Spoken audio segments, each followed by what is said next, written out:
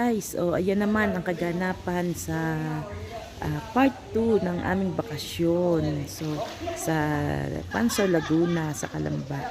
So ayan guys, ang ganda ng tubig, diba? Ang alam ko, ang tubig na yan ay galing sa Mount Makiling. It's a natural springs. So talagang ang sarap mag-swimming kasi makita mo yung tubig, ang linis ng water. Tapos, kasi umaagos yata yan. Tapos na, ewan ko, basta sabi, ang tubig niyan ay from Mount Makiling. So, Love you to mahal. So, ayan, ang sarap ng magkasama-sama, ang mga relatives. Ayan, may pa-dance pa. Ayan, ang aking cousin-in-law na napakabuting tao, supportive at maasikaso, mabait na pinsan, kapatid, at relative, syempre. So, yan. Ang saya-saya namin, guys. Talagang na-enjoy namin. At yan, may pa-chat-chat pa dyan. At talagang manghalak-hakan ang saya namin talaga. So, at siguro pag uwi namin, uulitin namin ulit. At yan, may pating-ting-tang. Ta-na-na-na-na-na. Ta-ra-ri-ra-ran. Ting-ting-ting-ting-tang. Ting-ting-tang-tang-tang-tang. Ta-na-na-na-na. Ta-ra-ri-ra-ran.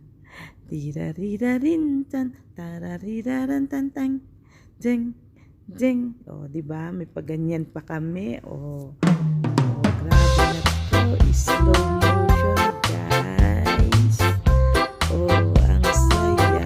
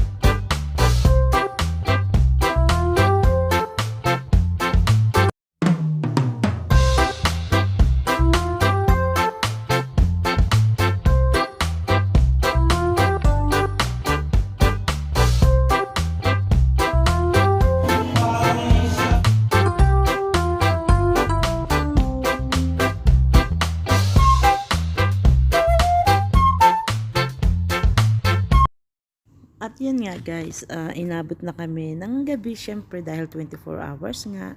So hanggang night swimming kami guys. So talagang hindi ko na nakunan ng ibang video ang mga ibang kaganapan. So yan naman ang pauwi na kami guys. Yan na ang sa daan. Papunta na kami ng Rizal, ng Baras Rizal. At yan naman guys ang the original bilihan ng mga pasalubong. At bumili kami dyan syempre ng pampasalubong at ng buko pie. Masarap yung buko pie dyan guys. Ang alam ko, ang sabi ito raw buko pie na to ay kaya the original. Sila ang unang-unang gumawa ng buko pie sa Laguna. I think na-search ko is 1965. Nag-start ang buko pie. Tagal na. So, yan ang sa lubong guys. Mga salisang pulburon, chicharon, cornic, peanuts. Talagang mga may espasol. Ay nako, ang sarap guys.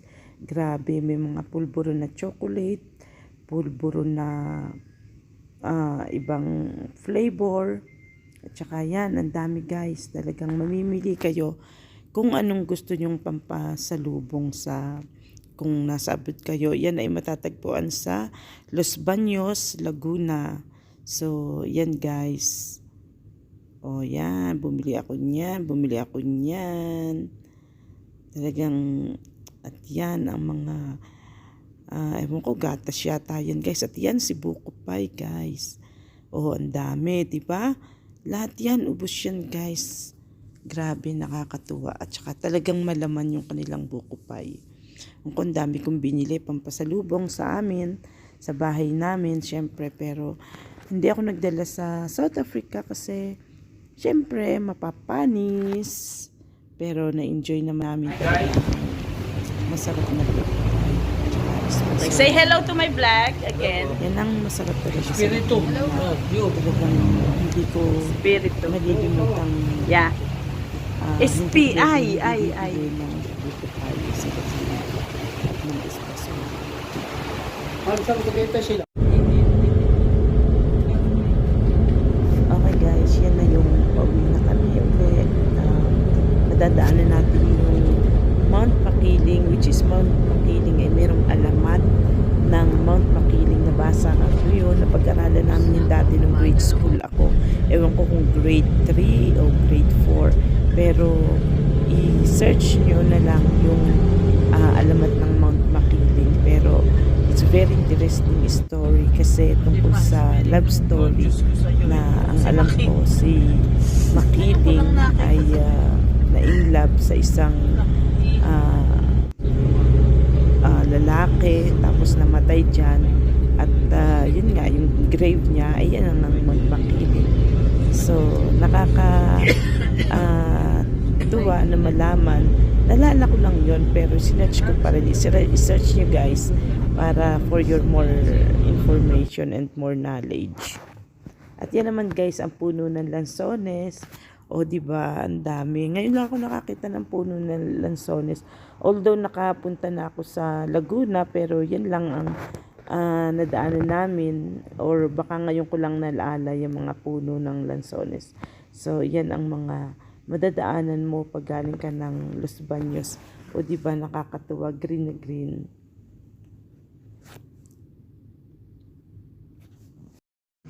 Okay guys, yan naman makikita natin ang Mount Banahaw guys.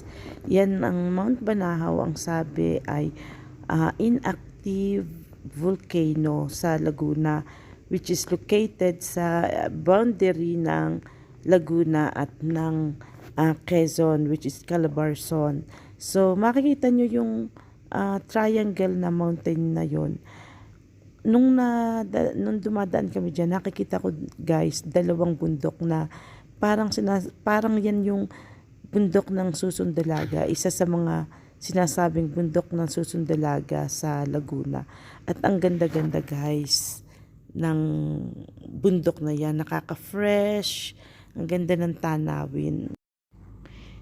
I-google nyo na lang guys ang Mount Banahaw at ang Mount Makiling para sa inyong more knowledge or more information. So, yun naman guys, ang Lumban, Laguna. So, yan yung lake ng Laguna, kitang-kita dyan. At yung kabila yung guys, yun na yata yung Talim Islands, bundok sa Binangonan. So, yan. Kabila na yan ay Rizal. So, kaya dito kami dumaan sa Sineloan. Pagbaba niyan guys ay Pililya na, Rizal na. At Pililya, syempre Tanay at Baras. At kami ay naka-stay sa Baras.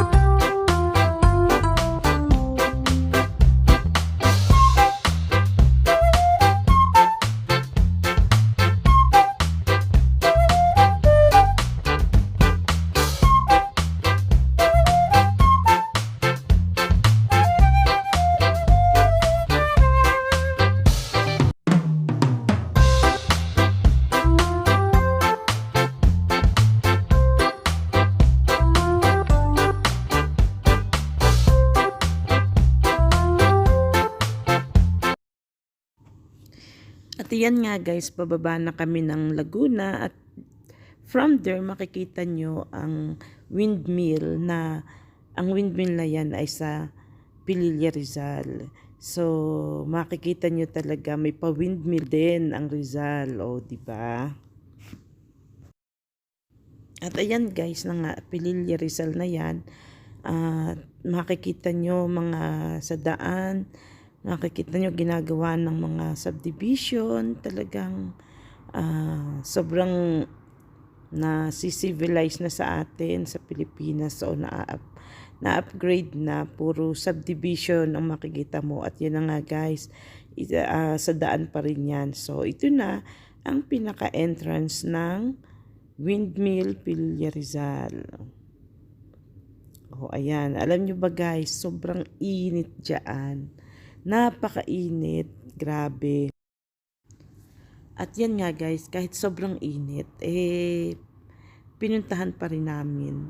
At pang second time ko na guys na makarating dyan. At maganda pa rin makita ang ating lugar, ang ating bansang Sinilangan. So, ayan guys, ang entrance. Welcome. O, diba?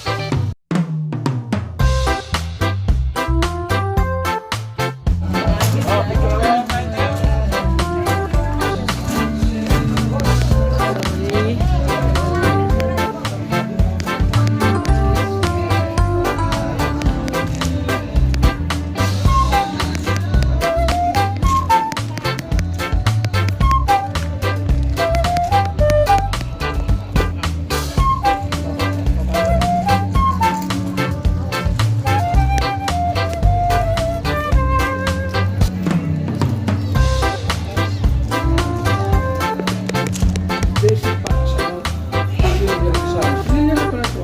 Oo nga. Yun lang. Yun lang. That's my favorite. Ang lang guys ay kung sa Morong ang tawag ay pinugot. Ang pinugot guys ay ang hipon siya na parang sinigang, pero yung ulo ng hipon ay dinikdik at yun ang ginawang parang pinakasabaw na hahaluin mo siya para hindi matorta yung flavor nung kailangan cream siya nung ulo ng hipon. So parang sinigang din ang sahog niya, may sitaw, may talbos, may okra, may gabi at merong bihon. So isa sa favorite ko yun guys.